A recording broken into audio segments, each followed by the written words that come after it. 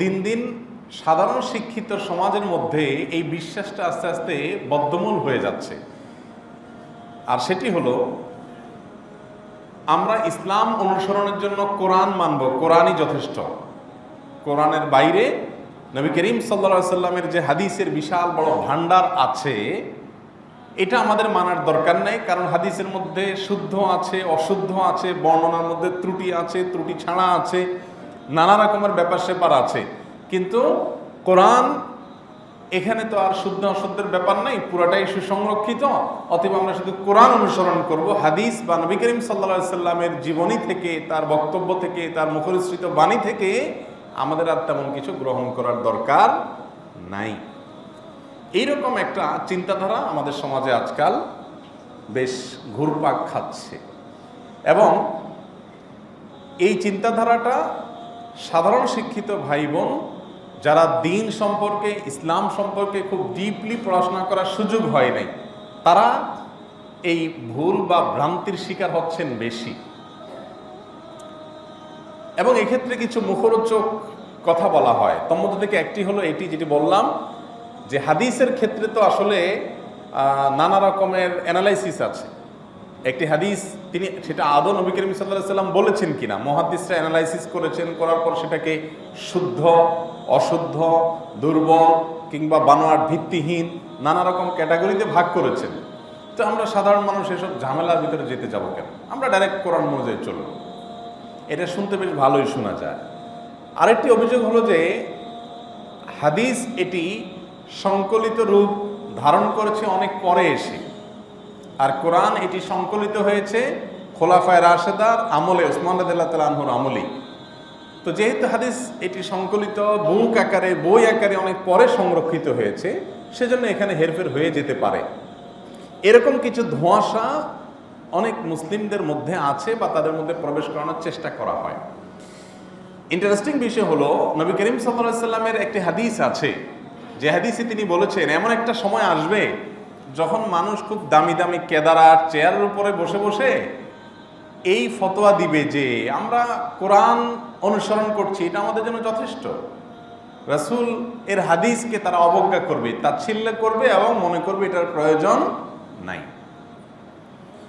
রবিউল আউয়াল মাস নবী করিম সাল্লাল্লাহু আলাইহি সাল্লামের জন্ম এবং ওয়াফাতের মাস হওয়ার কারণে এই মাসটিতে আমরা এই বিষয়টিকে একটু নতুন করে পাঠ করতে পারি, নতুন করে এটাকে আমরা উপলব্ধি করার চেষ্টা করতে পারি যে ইসলাম শুধুমাত্র কোরআন দেখে দেখে চলবো, নবী করিম সাল্লাল্লাহু আলাইহি সাল্লামের হাদিস কিংবা তার জীবনী এটিকে আমি ইগনোর করে চলবো, এর নাম কখনো ইসলাম হতে পারে না। যদি এর নাম ইসলাম হতো তাহলে আল্লাহ কোরআনে বলতেন না, লাকাদ কানা লাকুম ফি রাসূলিল্লাহি, আল্লাহর রাসূলের মধ্যে, তার ভেতর, তার ব্যক্তিত্বের মধ্যে, তার জীবনের মধ্যে, তার জীবন ইতিহাসের মধ্যে, তার সকল কর্মকাণ্ডের মধ্যে তোমাদের জন্য আদর্শ আছে। তাহলে আমার আদর্শ সেখান থেকে গ্রহণ করার প্রয়োজনীয়তা তাগাদা যে আমরা অনুভব করছি এই আয়াতের কারণে, এই আয়াতে আল্লাহ তাআলা এটা বলতেন না। রাসূল সাল্লাল্লাহু আলাইহি সাল্লামকে আল্লাহ আদর্শ বলার পরও যদি কেউ রাসূল সাল্লাল্লাহু আলাইহি সাল্লামের হাদিস এবং তার জীবনীকে অবজ্ঞা করে, তাচ্ছিল্য করে বা এটাকে অস্বীকার করার চেষ্টা করে, সে নিজেকে মুসলিম দাবি করার নৈতিক অধিকার রাখে না। ইসলামকে বিকৃতি করার বা এটাকে ধ্বংস করার নানা রকমের প্ল্যান প্রোগ্রামের মধ্যে থেকে একটি এটাও, যে মুসলমানদেরকে একটা একটা করে দূরে সরাও, হাদিস থেকে আগে দূরে সরাও, কোরআনে নিয়ে আসো। তাহলে কি হবে? সে কয়দিন পরে কোরআন থেকেও সরে যেতে বাধ্য হবে, কারণ শুধু কোরআন দিয়ে সে ইসলামকে পুরোপুরি বুঝতে পারবে না। হাদিস কিভাবে সংকলন হয়েছে এই সম্পর্কে আমাদের সাধারণ মুসলিম ভাই বোনদের বেশিরভাগেরই অজানা, আমরা জানি না কিভাবে সংকলিত হয়েছে। মানব ইতিহাসের যদি কয়েকটি মিরাকল বিষয় থাকে, কয়েকটি যদি অত্যাশ্চর্য বিষয় থাকে, তন্মধ্যে থেকে একটি বিষয় হলো একজন মহামনীষীর বক্তব্যকে সংরক্ষণ করবার জন্য অনেকগুলো শাস্ত্রের জন্ম দেয়া হয়েছে এবং লক্ষাধিক মানুষের জীবন ইতিহাসকে সুসংরক্ষিত করা হয়েছে শুধুমাত্র কিসের জন্য? একজনের বক্তব্য এবং জীবনীকে সংরক্ষণ করবার জন্য। মুহাম্মদ সাল্লাল্লাহু আলাইহি ওয়াসাল্লাম বলেছেন অথবা করেছেন, এই দাবি যদি পৃথিবীতে কেউ করে, সাথে সাথে এই শাস্ত্রের পণ্ডিতদের কাজ হলো তাকে স্ক্যান করা, তাকে পরিপূর্ণভাবে এক্সরে করে ফেলা, যে এই ভদ্রলোক যে বলল মুহাম্মদ সাল্লাল্লাহু আলাইহি ওয়াসাল্লাম বলেছেন, হাদিসের বর্ণাকারী হলেন তিনি, তাহলে এবার এই লোকের পুরো ইতিহাসে দেখতে হবে তার জীবন চরিত্র কেমন, তার চরিত্র মাধুর্য কি আছে কি নাই, এবং উনি কোথা থেকে পড়াশোনা করেছেন, যার কাছ থেকে শুনেছেন বলেছেন তার কাছে সাক্ষাৎ হয়েছে কিনা, তার কাছে তিনি হাদিসটা শুনেছেন তার কোনো প্রমাণ আছে কিনা, এই লোকটা ব্যক্তি হিসাবে সত্য অসত্য কথা বলার ক্ষেত্রে তার কি ইতিহাস আছে না আছে, সব ডিটেল সংরক্ষণ করা হয়, যেটাকে রিজাল শাস্ত্র বলে। রিজাল শাস্ত্রের বই পুস্তকগুলো ম্যাক্সিমামই 2-4 ভলিউমের না, এগুলো এক একটা 15 ভলিউম 20 ভলিউম আরো বড় বড়, একটা আলমিরা একটা বইয়ের জন্য যথেষ্ট। সেই বইগুলোতে কি আছে? শুধুমাত্র হাদিস যারা বর্ণনা করেছেন, যে চেইন দিয়ে আমাদের পর্যন্ত এসেছে, সেই চেইনে 8জন 10জন মানুষ থাকে, এর বেশি নর্মালি হয় না। 7জন 8জন 10জন বর্ণাকারী থাকে। এরপরে এসে এটা গ্রন্থাকার হয়ে গেছে। গ্রন্থ আকার পাওয়ার আগ পর্যন্ত নবী করিম সাল্লাল্লাহু আলাইহি ওয়াসাল্লাম পর্যন্ত যে চেইন আছে, এই চেইনে 6জন 7জন 8জন 10জন বর্ণাকারী, এরকম এভারেজে। তো এই 8জন 10জন মানুষকে পুরোপুরি মনিটর করে কোনো একজন বলেছেন, আমি হাদিসটা শুনেছি আমার শিক্ষক অমুকের কাছ থেকে, তিনি বর্ণনা করেছেন, তিনি বলছেন আমি আমার উস্তাদের কাছ থেকে শুনেছি। এভাবে 8টা জেনারেশন গিয়ে রাসূল সাল্লাল্লাহু আলাইহি ওয়াসাল্লাম পর্যন্ত ঠেকেছে। তারপরে এসে ইমাম বুখারী, মুসলিম, আবু দাউদ, তিরমিজি, নাসাই, আহমদ, ইবনে মাজাহ, এই সমস্ত গ্রন্থাকার যারা দিয়েছেন বইকে, সে মুহাদ্দিসদের পর্যন্ত এসেছে। তারপরে তো লক্ষ লক্ষ কোটি কোটি মানুষ সংরক্ষণ করেছে বই আকারে। তার আগ পর্যন্ত এই যে 8টা 10টা চেইন আছে, এই চেইনটাকে শুধুমাত্র পরখ করে সত্যাসত্য যাচাই করার জন্য মুহাদ্দিসরা যা করেছেন, মানব ইতিহাসে সেটা শুধু বিরলই নয়, অসম্ভব প্রায়। এটা এই জন্য হয়েছে যে আল্লাহ রাব্বুল আলামিন কোরআনকে হেফাজত করবেন বলেছেন, ইন্না নাহনু নাযালনা যিকরা ওয়া ইন্না লাহু লাহাফিজুন। আল্লাহ বলেছেন আমি কোরআন নাজিল করেছি আর এই কোরআনকে আমি অবশ্যই হেফাজত করব। এই কোরআন যেহেতু আল্লাহ কিয়ামত পর্যন্ত হেফাজত করবেন, কোরআন হেফাজতের মানে এই নয় যে কোরআনের টেক্সটটা শুধুমাত্র হেফাজত থাকবে। এর টেক্সটের পাশাপাশি এর যে মর্ম, এর যে বর্ণনার অর্থ, আল্লাহ তাআলার লক্ষ্য উদ্দেশ্য, যে ব্যাখ্যাগুলো তার নবীর মাধ্যমে তিনি তার বান্দাদেরকে জানিয়েছেন, সেই ব্যাখ্যাটাও কিয়ামত পর্যন্ত এই হাদিসের মাধ্যমে, এই চেইনগুলোর মাধ্যমে সংরক্ষিত থাকবে।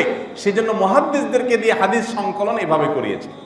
আজকে আমরা সেই টপিকে আলোচনা করতে পারবো না, কারণ এই টপিকে আলোচনার জন্য অনেক সময়ের প্রয়োজন, যে কিভাবে হাদিস সংকলন হয়েছে, তার ইতিহাসটা কি, কিভাবে সেটার ক্রমবিকাশ ঘটেছে, কিভাবে একটা হাদিসকে মুহাদ্দিসরা রেকমেন্ড করেন এই হাদিসটা বিশুদ্ধ, এই বিশুদ্ধ এই মন্তব্য করার আগে কতগুলো স্টেপ অবলম্বন করেন, কিভাবে করেন। শুধুমাত্র এই প্রক্রিয়াটা সম্পর্কে কোনো মানুষ যদি জানতে পারে, তখন তার কাছে হাদিস নিয়ে ন্যূনতম কোনো ধোঁয়াশা থাকার কোনো সুযোগই আর থাকবে না। যেহেতু আমাদের সাধারণ মুসলিম ভাই বোনরা জানেন না, আমরা জানি হাদিস বুখারীতে আসছে, মুসলিমে আসছে, এটুকু। কিভাবে আসছে, কিভাবে সংরক্ষিত হয়েছে, কিভাবে হাদিসকে মুহাদ্দিসগণ রেকমেন্ড করেছেন, হাদিস নিয়ে কমেন্ট করে মন্তব্য করে এটাকে একটা ক্যাটাগরিতে ফেলেছেন, তার প্রক্রিয়া প্রসেস কি, এটা আমরা না জানার কারণে অনেকেই জানি না যে হাদিসগুলো কিভাবে আমাদের কাছে অথেন্টিক সোর্সে এসেছে। আর সবচেয়ে ইন্টারেস্টিং বিষয় হলো কোরআন আমাদের কাছে কিভাবে এসেছে। কোরআন আমাদের কাছে কিভাবে এসেছে? আমরা কি রাসূল আকরাম সাল্লাল্লাহু আলাইহি ওয়াসাল্লামকে দেখেছি, তার কাছ থেকে ডাইরেক্ট কোরআন নিয়েছি? তাহলে কোত্থেকে? যেই সূত্র পরম্পরায়, যেই সূত্র দিয়ে আমি আমার উস্তাদ থেকে, উস্তাদ তার উস্তাদ থেকে, এভাবে যেই ধারা পরম্পরা নবীজি পর্যন্ত গেছে, একই ধারা পরম্পরা একই পাইপলাইন দিয়ে হাদিসও এসছে। আমি কি বোঝাতে পারছি জিনিসটা? মুহাম্মদ সাল্লাল্লাহু আলাইহি ওয়াসাল্লাম কোরআন শিখিয়েছেন তার সাহাবীদেরকে, সাহাবীরা শিখিয়েছেন তাবিঈদেরকে, তাবিঈরা শিখেছেন তার পরবর্তী জেনারেশনকে। এভাবে আমাদের পর্যন্ত কোরআন এসছে না আসেনি? হাদিস কোন পাইপলাইন দিয়ে আসছে? এর বাইরে অন্য কোনো পাইপলাইন? একই পাইপলাইন। তাহলে আপনি যদি হাদিসকে অস্বীকার করেন, এই পাইপলাইনটাকে অস্বীকার করেন, কয়দিন পরে কোরআনকেও আপনি অস্বীকার করবেন। বলবেন যে 1400 বছর আগে কি হয়েছে না হয়েছে আল্লাহ জানে, মাঝখান থেকে কোনো গ্যাপ তৈরি হয়েছে, কেউ তৈরি করে দিয়েছে কিনা, একটা ধোঁয়াশা তৈরি করার সুযোগ থাকবে কি থাকবে না। এই জন্য ইসলামকে পৃথিবী থেকে ধুয়ে মুছে ফেলার জন্য অনেক ষড়যন্ত্রের একটা এটাও, যে মানুষকে হাদিসের প্রতি বীতশ্রদ্ধ করে তোলো, কোরআন নির্ভর করে তোলো। শুধু কোরআন নেই, কোরআন তো আমাদের মূল, কোরআনের ব্যাখ্যাই তো হাদিস। যাই হোক, সে আলোচনা আজকে আমি করতে যাব না। রিজাল শাস্ত্র নিয়ে একদিন আলোচনা করা যেতে পারে, কিভাবে হাদিস সংকলন হয়েছে সেটা নিয়ে একদিন আলোচনা করা যেতে পারে, সেই সাথে কেন আমাদেরকে হাদিস অনুসরণ করতে হবে কোরআনের পাশাপাশি সেটা নিয়ে আলোচনা হতে পারে। আমরা শুধু আজকে প্রসঙ্গতে এই কথাটা বোঝানোর চেষ্টা করেছি যে রবিউল আউয়াল মাস আসলে আমরা নবী করিম সাল্লাল্লাহু আলাইহি সাল্লামকে নিয়ে আলোচনা করি, কিন্তু আমাদের সমাজে অনেকেই নবী সাল্লাল্লাহু আলাইহি সাল্লামের জীবন ইতিহাসকে, তার হাদিসকে ইগনোর করে, পাশ কাটিয়ে শুধুমাত্র কোরআন দিয়েই তিনি পার পাওয়ার চেষ্টা করবেন। আচ্ছা, শুধু কোরআনে নামাজ সম্পর্কে বিস্তারিত কিছু বলা আছে? আল্লাহ কোরআনে বলেছেন আকিমিস সালাতা লিদুলুকিশ শামসি ইলা গাসাকিল লাইলি। আল্লাহ কোরআনে বলেছেন নামাজ এই টাইমে পড়বা। কিভাবে পড়বা তার কোনো বিবরণ কোরআনে নাই। আল্লাহ বলেছেন যে ওয়ারকাউ মা'আর রাকিঈন, রুকুকারীদের সাথে রুকু করো। কয়টা রুকু করবা সেটা কিন্তু আল্লাহ বলেন নাই। রুকু কিভাবে করবা সেটাও আল্লাহ বলেন নাই। আল্লাহ তাআলা সিজদা করার জন্য বলেছেন ফাসজুদু লিল্লাহি, আল্লাহর জন্য সিজদা করো। কিন্তু সিজদার প্রক্রিয়া কি হবে, সংখ্যা কয়টা হবে, এটা আল্লাহ তাআলা বলেছেন? এটা আল্লাহ কোরআনে বলেন নাই। যাকাত সম্পর্কে আল্লাহ তাআলা অনেক কথা বলেছেন, কিন্তু ডিটেইল আলোচনা কোরআনে আল্লাহ তাআলা বলেন নাই। রমজানের রোজা আল্লাহ তাআলা রাখতে বলেছেন, কিন্তু রোজা রাখা অবস্থা কি কি করব না কি কি করব ডিটেইল আল্লাহ তাআলা সবকিছু বলেন নাই। এইভাবে যদি আপনি একটা একটা করে খোঁজেন তাহলে কোরআনে শুধু পাবেন ইনিশিয়াল, সেখানে ডিটেইল কিছু পাবেন না, এটা পাইকারি। যদি আপনি হাদিসকে বাদ দিয়ে রাখেন, পাশ কাটিয়ে রাখেন, তাহলে শুধু কোরআন দিয়ে ইসলাম মানা কোনোদিনই সম্ভব। শুধু কোরআন দিয়ে হাদিসকে অস্বীকার করে কিংবা পাশ কাটিয়ে যদি চলতে চান তাহলে সেটা হবে কোরআনের অনুসরণ নয়, প্রবৃত্তির অনুসরণ। কারণ কোরআনে বলেছে নামাজ পড়ো, আপনার যেমনি খুশি এমনি পড়লেন। দেখেন না কিছু কিছু নামাজ আছে যেগুলো আপনার ভিডিও ফুটেজ দেখা যায় যে আর্মিদের ইয়ের মতো, ওই যে লেফট রাইটের মতো, দেখেছেন? এরকম কিছু লেফট রাইট মার্কের নামাজ আছে না? এই নামাজ কোত্থেকে পাইছে? কোরআন থেকে পাইছে। কোরআন থেকে, দ্যাট মিন কোরআন থেকে তার মস্তিষ্কে যেটা আসছে সেটা উনি ইমপ্লিমেন্ট করছে। আরেকজনের মস্তিষ্কে আসছে যে কদিন পরে হয়তো শুরু হবে যে নামাজ মানে হলো লাফালাফি করো। কারণ সালাত শব্দের একটা অর্থ হলো তাহরিকুস সালাওয়াইন বা নিতম্ব নাড়ানো। এটা একটা শব্দের অর্থ, একটা শব্দের বিভিন্ন অর্থ হতে পারে, বিভিন্ন অ্যাঙ্গেল থেকে অর্থ হতে পারে। তো কদিন পরে দেখবেন যে নিতম্ব নাড়ানাড়ি করে বলবো যে এটা নামাজ হয়ে গেছে। কারণ কোরআন থেকে নিজের মন মতো যখন বুঝতে যাবে তখন এরকম হাজারটা উপায় খুঁজবে, কি হবে কি হবে না। একটা সময় তখন মানুষ বলবে ইসলাম টোটালি তামাশা। চেইন যে হাদিসের আছে এখান থেকে মানুষকে সরায় ফেললে তার জন্য ইসলামচ্যুত হওয়া খুবই সহজ। খুবই সূক্ষ্মভাবে এই কাজগুলো চলছে। একজন উচ্চপদস্থ সরকারি কর্মকর্তা আমাকে একটা মেসেজ পাঠিয়ে বললেন যে একটা বই দিয়ে এই ভদ্রলোককে চিনেন কিনা। তো আমি একটু ঘাটাঘাটি করলাম, পরে আমি শুনলাম এই ভদ্রলোক আমার অফিসে এসেছেন এবং তিনি আমার সাথে সাক্ষাতের বিভিন্নভাবে চেষ্টা করেছেন। ডিটেল জানলাম, পরে বুঝলাম যে উনি একজন জেনারেল শিক্ষিত মানুষ। ইসলাম নিয়ে গবেষণা করতে করতে উনি এখন ইসলামের পণ্ডিত হয়েছেন। উনি এখন আহলে কোরআন। আহলে কোরআন মানে হলো শুধু কোরআনবাদী, কোরআন অনুসারী কোনোদিনই না। কোরআন যে অনুসারী সে অবশ্যই হাদিস অনুসারী হবে। যে কোরআনকে অনুসরণ করবে সে হাদিসকে বাদ দিয়ে অনুসরণ করতে পারবে? তাহলে লাকাদ কানা লাকুম ফি রাসূলিল্লাহি উসওয়াতুন হাসানাহ আয়াত কি করবে? আল্লাহ বলছেন রাসূলের মধ্যে উত্তম আদর্শ আছে, তাকে ফলো করতে হবে। তাহলে কোরআন যদি কেউ রিয়েলি অনুসরণ করে সে তো হাদিসের অনুসারী অটোমেটিকলি হবে। এটা কোরআন অনুসারী না, এটা কোরআন অনুসরণের দাবিদার। তো এইরকম সমস্যা আমাদের সমাজে আছে, সেটা আমার আলোচনার টপিক না, কিন্তু আলোচনা অনেক বেশি হয়ে গেছে। কিয়ামতের আগে অনেক নতুন নতুন ফিতনা তৈরি হবে, শুনতে খুব দারুণ দারুণ শোনা যাবে, চমৎকার শোনা যাবে। যেমন একটা ধর্ম হলো মানবতার ধর্ম, নাম শুনেছেন আপনারা? সাধারণ শিক্ষিত তরুণ প্রজন্মের মধ্যে বেশ এটা নিয়ে খুব প্রাউড ফিল করতে দেখা যায় যে আমার ধর্ম কি ধর্ম, আমি মানবতার ধর্মে বিশ্বাসী, মানব ধর্মে বিশ্বাসী। এটা গানের অংশ আছে না আপনার, কি জানি, সত্য সবার উপর মানুষ সত্য তাহার উপর নয়। আল্লাহ তাআলা তার একটা গুণবাচক নাম হলো হক। আল্লাহ তাআলা সত্য, মহাসত্য। তো সবার উপরে মানুষ সত্য, তাহার উপর নয়। শুনতে বেশ সুন্দর শোনা যায় না? এটা ঠিক যে একজন মুসলিম যখন প্রকৃত অর্থে মুসলিম হবেন, তিনি অটোমেটিকলি মানবতাবাদী হবেন। তিনি অটোমেটিকলি কি হবেন? মানবতাবাদী হবেন।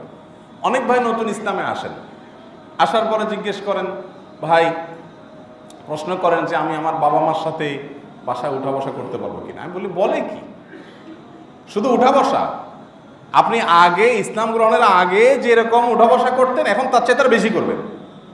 আগে তাদের সাথে যতটা সদাচরণ করতেন, এখন আরো বেশি করবেন। কারণ আগে করতেন আপনি বাই নেচার বা বাই কালচার, কিন্তু এখন কোরআনের নির্দেশ আপনার জন্য, ওয়াসাহিবহুমা ফিদ দুনিয়া মারুফা, তোমরা তোমাদের মা বাবার সাথে সুন্দর আচরণ করা পৃথিবীতে। তারা যদি অন্যায়কারীও হয়, তারা যদি মুশরিকও হয়, তারা যদি ভুল বিশ্বাস লালন করে, অন্য ধর্মেরও থাকে, তারপরেও তোমরা তাদের সাথে সদাচরণে কোনো ত্রুটি করতে পারবে না। তাহলে ইসলাম মানলে মানুষ মানবতাবাদী অটোমেটিকলি হয়ে যাবে। একজন মুসলিম অন্য ধর্মাবলম্বীদের প্রতি যে পরিমাণ উদার থাকা দরকার, তার ডিরেকশন এবং গাইডলাইন ইসলামে দেওয়া আছে কি নাই? আছে কি নাই?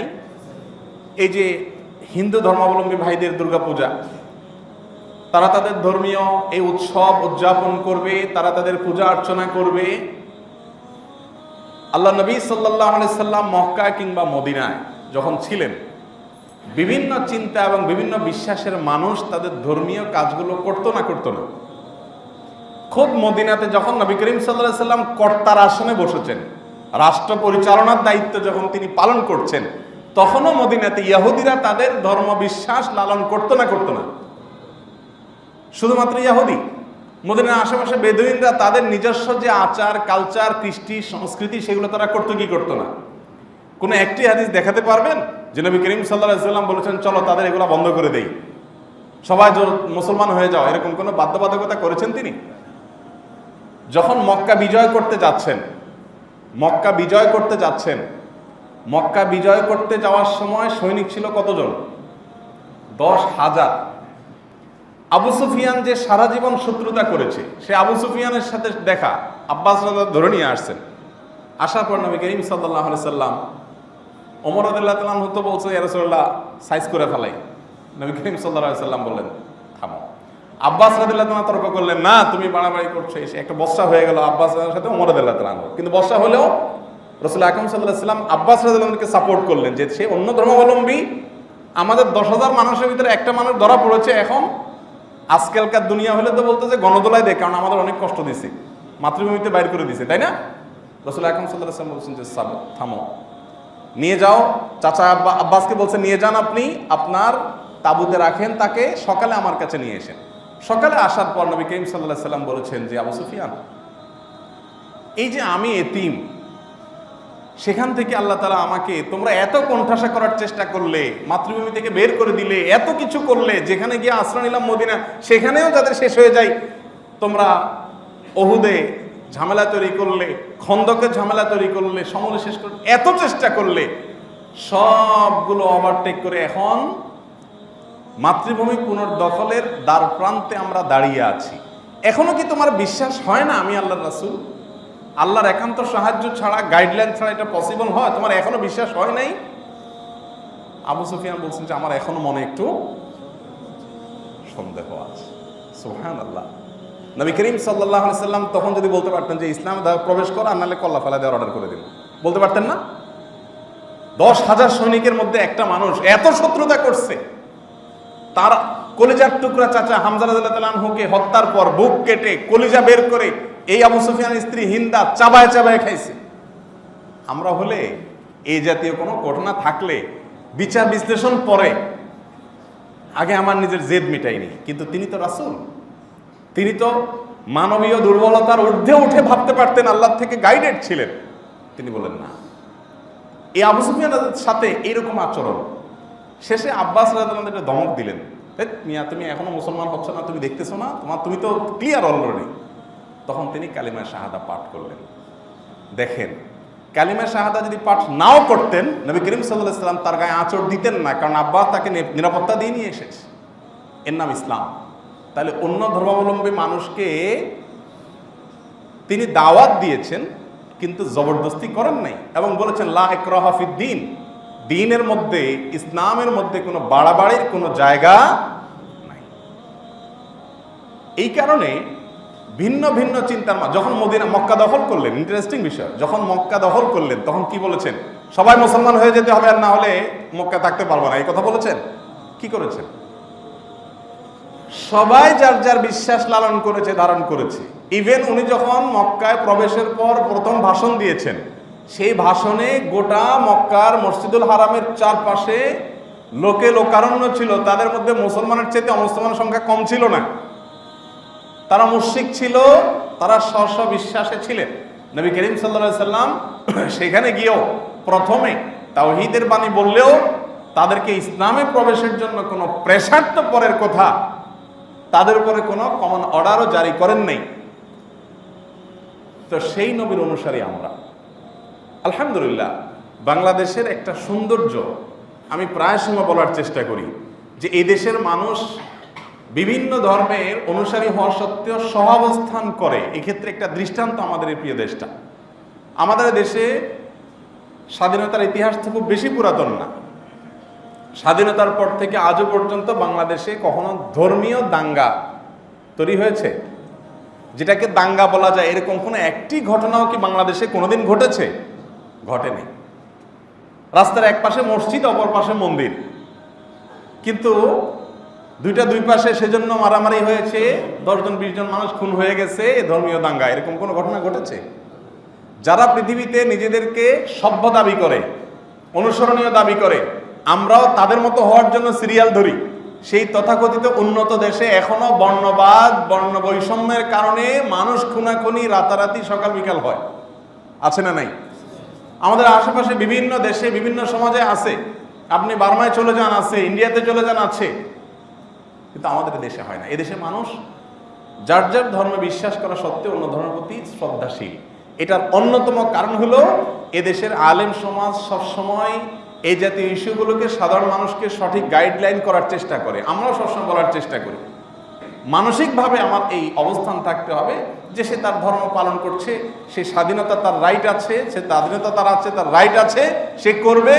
বাধা সৃষ্টি তো পরের কথা, কোনো প্রকার বিঘ্ন সৃষ্টি করার জন্য ন্যূনতম কোনো পদক্ষেপ যেন কেউ নিতে না পারে, সেজন্য আমাদের সচেতন থাকতে হবে। কারণ ইসলাম আমাদেরকে এতটুকু উদার হওয়ার কথা বলেছে না বলে নেই? নবী সাল্লাল্লাহু আলাইহি ওয়াসাল্লামের জীবনের মধ্যে আমরা সেটা পাবো। বিধায় এ বিষয়ে আমাদের দায়িত্বশীল ভূমিকা রাখতে হবে, আচরণ রাখতে হবে। যেই ইতিহাস আমাদের আছে, বাংলাদেশের মানুষের সহনশীলতার ইতিহাস, সেটাকে আরো স্ট্রং করার চেষ্টা করতে হবে, যাতে দেশীয় বা আন্তর্জাতিক কোন চক্র এদেশের মানুষের গায়ে কালি লাগাতে না পারে। আল্লাহ তাআলা আমাদেরকে হেফাজতে রাখুন। তবে সেই সাথে আমাদের এও মনে রাখতে হবে যে বিশ্বাসের যে জায়গা, সেই জায়গা থেকে আমাদের অবশ্যই স্বকীয় অবস্থানে থাকতে হবে। আমার একটা অবস্থানগত স্বকীয়তা আছে না নাই?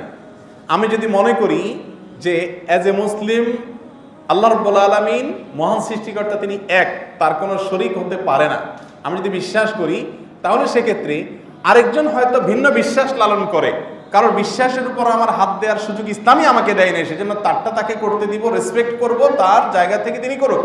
বাট আমি কখনো আমার বিশ্বাসের জায়গা থেকে গোলালু হয়ে যাওয়া কিংবা এটাকে বিকিয়ে দিয়ে দেউলিয়া হয়ে যাওয়ার কোনো সুযোগ ইসলাম রাখে। তাহলে দুইটা আমরা প্রান্তিক অবস্থান দেখতে পাই। দুইটা, এক, যে অন্য ধর্মাবলম্বীদের উপরে চড়াও হয়ে যাও। আরেকটা প্রান্তিক অবস্থান হলো উদার হতে গিয়ে তাদের সাথে মিশে একাকার হয়ে যাও। আপনি যদি মনে করেন ইন্না শিরকা লাযুলমুন আযীম, আল্লাহ কোরআনে বলেছে শিরক আল্লাহর জমিনের সবচেয়ে বড় অপরাধ, তাহলে সেক্ষেত্রে আপনি শিরক, এই অপরাধের সাথে কোনোভাবে সংশ্লিষ্টতা, হাজির হওয়া, উপস্থিত হওয়া, অ্যাপ্রিসিয়েট করা, এগুলো আপনি করতে পারেন না। তার জায়গা থেকে সে করবে, কিন্তু আপনি নিজের বিশ্বাসের জায়গাটাকে দেউলিয়া বানাতে পারেন না। অনেক মুসলিম অতি উদার হতে গিয়ে ইসলাম থেকে খারিজ হয়ে যায়, আবার অনেকে অতি কঠোর হতে গিয়ে ইসলামের গণ্ডি থেকে বের হয়ে দায়িত্ব নিজের কাঁধে তুলে নিয়ে বিভ্রান্ত হয়ে যায়। আল্লাহ তাআলা আমাদেরকে সিরাত মুস্তাকিমের উপরে অটল অবিচল থাকার তৌফিক দান করুন।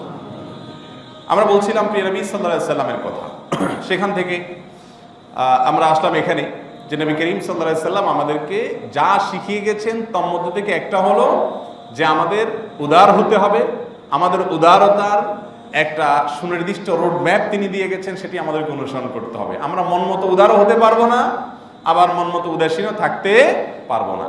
শুধুমাত্র ইসলামকে যদি কেউ ফলো করে তার দ্বারা পৃথিবীতে কারোর কোনো কষ্ট হওয়ার কথা না, আর কোথাও কিছু যাওয়ার দরকার নেই, ইসলামে থাকলেই চলবে। প্রিয় নবী সাল্লাল্লাহু আলাইহি সাল্লামের কথা বলছিলাম যে আল্লাহ তাআলা তাকে পাঠিয়েছেন আমাদের জন্য রহমত স্বরূপ, এবং তার জীবন, তার মৃত্যু এবং জন্ম এই মাসটিতে আসলে বিশেষ করে আমরা তার আলোচনা যদি বেশি করি, শুনি, প্রসঙ্গত আসে, সেজন্য আমরা অনুরোধ করি যে একজন মুসলিম হিসাবে আমাদেরকে প্রিয় নবী সাল্লাল্লাহু আলাইহি সাল্লামের জীবনীটা জানা দরকার। আমি একটা জিনিস লক্ষ্য করেছি যে যত অমুসলিম বা ভিন্ন ধর্মাবলম্বীরা ইসলামে আসেন সারা বিশ্বব্যাপী, তাদের মধ্যে বড় একটা অংশ ইসলামে আসে কোরআন পাঠ করার পর। কোরআনকে যদি নির্মোহভাবে কেউ আগাগোড়া পড়ে শেষ করতে পারে তাহলে সে এই কোরআনের কাছে মাথা নত করবে।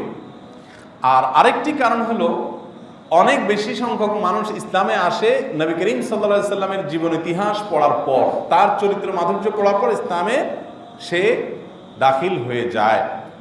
আমরা মুসলমান যারা নিজেদেরকে দাবি করি বা জন্মসূত্রে আমরা মুসলমান যারা, তারা বেশিরভাগই আমাদের প্রিয় নবী সাল্লাল্লাহু আলাইহি সাল্লামের জীবন ইতিহাস জানি না, এবং না জানার কারণে হয়েছে কি, আমাদের জীবনে অনেক বড় বড় ব্যক্তিত্ব, হয়তো আপন জগতে তিনি অনেক উজ্জ্বল, তাদের প্রভাব আমাদের মাথায় বিভিন্নভাবে এমন বেশি পড়েছে যে মুহাম্মদ সাল্লাল্লাহু আলাইহি সাল্লামের তেমন কোনো প্রভাব আমাদের উপরে আর দেখা যায়। এক্ষেত্রে একটা ছোট এক্সাম্পল দিতে চাই। ডক্টর খন্দকার আব্দুল্লাহ জাহিদ রাহিমাহুল্লাহ তিনি এক্সাম্পলটা দিতেন। তিনি বলতেন, আমি এর আগেও আপনাদের সাথে শেয়ার করেছি, তিনি বলতেন যে মোবাইল ফোন দুই রকম, একটা হলো বাটনওয়ালা মোবাইল ফোন, নেট চালান যায় না, আরেকটা হলো আপনার স্মার্টফোন যেটাকে আমরা বলি। এই স্মার্টফোন এবং বাটনওয়ালা ফোন এই দুইটার মধ্যে পার্থক্য কি? পার্থক্য হলো বাটনওয়ালা ফোনে যা দেওয়া আছে এটাতে নতুন কিছু আর দেওয়া যাবে না, অর্থাৎ এটা যে কোম্পানি এই প্রোডাক্টটা তৈরি করেছে, ক্যালকুলেটর একটা দেওয়া আছে, ফোন বুক একটা দেওয়া আছে, মেসেজের একটা অপশন আছে, আর গেমস হয়তো নির্দিষ্ট একটা গেমস আছে বা দুইটা গেমস আছে, যা দেওয়া আছে, নতুন করে কোনো কিছু বাটনওয়ালা ফোনে আর ঢোকানো যায়? এটা যা বিল্ট ইন করা আছে এটাই, আর কিছু ঢুকবে না, তাই না? আর স্মার্টফোন কি? স্মার্টফোন হলো অনেকটা সিস্টেম দেওয়া আছে, ভিতরে ব্ল্যাঙ্ক মেমোরি আছে, আপনি নেট থেকে ক্যালকুলেটর কয়টা নামাবেন, কোনটা নামাবেন সেটা আপনার ব্যাপার, কোন অ্যাপ নামাবেন সেটা আপনার অভিরুচি, ঠিক না? আপনি আপনার মতো সেটাকে সাজাইতে পারেন। আপনাকে ডিভাইসটা দেওয়া আছে, ডিভাইসটার ভিতরে সব কিছুই প্রবেশ করার যেতে পারে এরকম করে রাখা আছে। আর বাটনওয়ালাটাতে এত অপশন নাই, যা দেওয়া আছে তাই। তো আল্লাহ তাআলা পৃথিবীতে মানুষকে সৃষ্টি করেছেন স্মার্টফোনের মতো করে, আর অন্যান্য প্রাণী যেগুলো সেগুলোকে আল্লাহ তাআলা সৃষ্টি করেছেন বাটনওয়ালা ফোনের মতো। ধরেন একটা হাঁস, এই হাঁস তাকে আল্লাহ তাআলা যা যা শেখানো দরকার, ওর জীবনে চলতে গেলে যা যা দরকার আছে সব এর মধ্যে দিয়ে দিস, নতুন করে আর কিছু সেখানে ঢুকানো। যদি কেউ চায় যে পৃথিবীর সকল হাঁসগুলোকে আমরা বিজ্ঞানী বানাবো, তাদের মাথায় ইউনিভার্সিটিতে ভর্তি করে তাদের মাথায় আমরা কিছু নলেজ ঢুকাবো, কি বলেন, সম্ভব? কারণ বাটনওয়ালা ফোন, এখানে ভিতরে নতুন কিছু আর ঢুকবে না, কিন্তু তার যা দরকার সব দেওয়া আছে। যার কারণে হাঁসের বাচ্চা জন্মের পরেই পানিতে ছেড়ে দেন, দেখবেন সাঁতরাচ্ছে, কারণ তার যা তার যেহেতু বাইরে থেকে কিছু নেওয়ার সুযোগ নাই, সে হলো সেলফ ডিপেন্ডেন্ট, তার নিজের উপরে নিজে নির্ভরশীল। এই জন্য তাকে যা যা দরকার সব আল্লাহ তাআলা সৃষ্টিকর্তা দিয়ে দিচ্ছেন, নতুন কিছু ঢুকানো যাবে না সেখানে। আর মানুষের সন্তান জন্মের পরে হাঁটা ধরে, কি হয়? 2 মাস, 4 মাস, 6 মাস লাগে, আরো বেশি সময় লাগে। শোয়া থেকে কাইত হতেই অনেক দিন লাগে, এরপরে কাইত হওয়া থেকে আবার উপর হইতে অনেক দিন লাগে, উপর হওয়া থেকে আবার বসলে বাপ মা দাদাদের নানার খুশি শেষ নাই যে বসছে বেচারা, এরপরে বসা থেকে যদি দাঁড়ায় তাহলে তো আরে খুশি, যে আরে দাঁড়াইছে দাঁড়াইছে সবাই দেখো দেখো। আর হাঁটা শুরু করলে তো কোনো কথাই নেই। কারণ এই যে পরবর্তী যে প্রোগ্রামগুলো তার ব্রেইনে ঢুকানোর মতো সুযোগ আছে, সেগুলো ঢুকানো হয়েছে, সে দেখছে, চেষ্টা করছে, আস্তে আস্তে প্রোগ্রামগুলো সবগুলো ইনস্টল করে করে সে আগাচ্ছে সামনের দিকে। তো এটা হলো স্মার্টফোনের বৈশিষ্ট্য মানুষের মধ্যে আছে। আর অন্যান্য প্রাণীর মধ্যে আপনার সেটা নাই।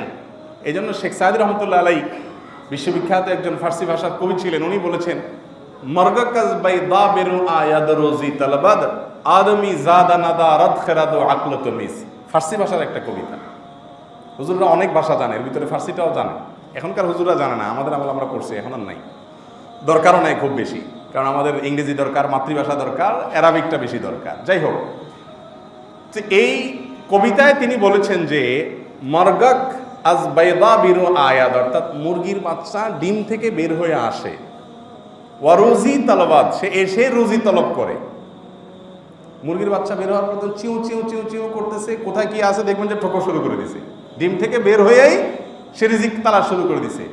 আর আদমি জাদানাদা রদ খেরাদ আকল তমিজ, মানুষকে আল্লাহ তাআলা এমনভাবে সৃষ্টি করেছেন মাতৃগর্ভ থেকে আসার পর তার খাবার দাবার নিয়ে কোনো খোঁজ খবর থাকে না, কান্না আর কান্না করতে থাকে, জবরদস্তি তার মুখে মায়ের দুধ দিতে হয়, তাকে খাবার চেনাতে হয়, অভ্যস্ত করতে হয়, এবং সে আস্তে আস্তে সেগুলোর সাথে পরিচিত হয়। ঠিক না? ঠিক। এই কারণে মানুষ তার এই ব্রেইনে যেই ব্যক্তি, যেই ব্যক্তিত্ব এবং যে সত্তা যাবে মহামানব, যার সম্পর্কে সে স্টাডি করবে, পড়াশোনা করবে, তার সম্পর্কে তার জানাশোনা হবে, তার এই ব্রেইনে তার ব্যক্তিত্বটা ইনস্টল হবে। আর যদি আরেকজনেরটা পড়ে তাহলে আরেকজনেরটা ইনস্টল হবে। কথা কি বুঝাতে পারছি? যেহেতু মানুষের ব্রেইনটা, মানুষকে আল্লাহ তাআলা যেহেতু স্মার্টফোনের মতো তৈরি করেছেন, সেজন্য এখানে যাকে নিয়ে আপনি স্টাডি করবেন তার সম্পর্কে ধারণা আপনার মধ্যে জন্মাবে। এই কারণে আমাদের এই ব্রেইনগুলো, মেধাগুলো খালি থাকবে না। হয় কোনো সমাজবিজ্ঞানীর প্রভাব আমার উপরে পড়বে, নতুবা কোনো রাষ্ট্রবিজ্ঞানীর প্রভাব আমার উপরে পড়বে, নতুবা কোনো সায়েন্টিস্টের প্রভাব, অন্য কোনো সেক্টরের তার প্রভাব আমার উপরে পড়বে। কিন্তু যদি কেউ মুহাম্মদ সাল্লাল্লাহু আলাইহি সাল্লামের জীবন ইতিহাসটাও পাশাপাশি পড়ে, তাহলে অন্য সবগুলোকে ছাপিয়ে এটাই যে তার মধ্যে ইনস্টল হওয়া দরকার সেটা সে ফিল করবে। আজ মুসলমানদের অবস্থা হলো যে আমরা সবাইকে পড়ি, আমরা আইনস্টাইনকে পড়ি, আমরা প্লেটোকে পড়ি, আমরা অমুককে পড়ি, আমরা তমুককে পড়ি, আমরা মুহাম্মদ সাল্লাল্লাহু আলাইহি সাল্লামকে পড়ার সুযোগ পাই না। যেহেতু আমাদের ব্রেইনটাকে আল্লাহ তাআলা এমনভাবে তৈরি করেছেন যেটা আমি পড়বো সেটাই ধারণ করব। এই জন্য দেখা যায় মুসলমানের সন্তান বিভিন্ন বিজ্ঞানী, বিভিন্ন ব্যক্তিত্ব যারা নিজ নিজ জায়গায় হয়তো অবদান রেখেছেন, তাদের প্রভাব ওই ব্যক্তির উপরে অনেক বেশি পড়ে, অথচ মুহাম্মদ সাল্লাল্লাহু আলাইহি সাল্লামের তেমন কোনো প্রভাব আমাদের উপরে পড়ে।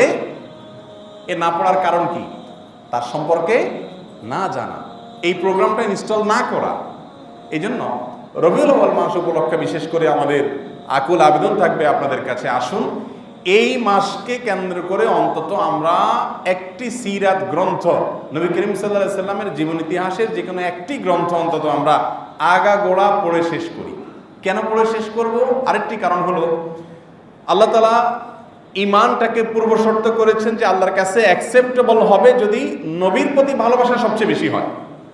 নবীজি বলেছেন লা ইউমিনু আহাদুকুম, তোমাদের কেউ ততক্ষণ পর্যন্ত ইমানদারই হতে পারবে না যতক্ষণ পর্যন্ত আমি, অর্থাৎ তিনি মুহাম্মদ সাল্লাল্লাহু আলাইহি সাল্লাম কোনো মুমিনের কাছে সবচেয়ে প্রিয় না হবে, ততক্ষণ পর্যন্ত সে ইমানদার হতে পারবে না। এখন আমরা তাকে সবচেয়ে বেশি ভালোবাসতে পারবো কখন? যখন তার সম্পর্কে জানতে পারবো।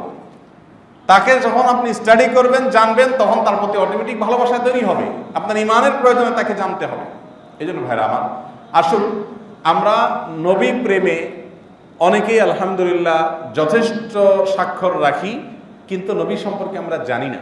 বিভিন্ন সময় দেখা যায় নবী ঘটনা ঘটলে আমরা মুসলমানরা রিয়্যাক্ট করি, প্রতিবাদ জানাই, আমাদের নিন্দাবাদ জানাই ইমানের দাবি থেকে, ভালো কথা। কিন্তু দুঃখজনক যে আমাদের মুসলমানদের অনেকে নবী করিম সাল্লাল্লাহু আলাইহি ওয়াসাল্লামের জীবনের বেসিক বিষয়গুলো পর্যন্ত জানেন না।